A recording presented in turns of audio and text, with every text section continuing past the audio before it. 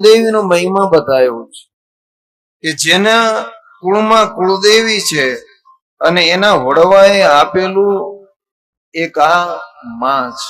કુળદેવી જેના કુળમાં હોય અને કુળમાં કુળદેવી હોય તો સંતાનની પ્રાપ્તિ થતી હોય છે, અને કુળદેવી ન હોય તો એ વ્યક્તિ ક્યારેય પોતાનું કુળ આગળ હલતું નથી. એટલે કુળદેવીનો મહિમા છે. કુળદેવીનો મહિમા નવરાત્રીમાં જુઓ. બીજો નિયમ છે, કુળદેવી છે એ તમારા ઘરનો રાજા છે.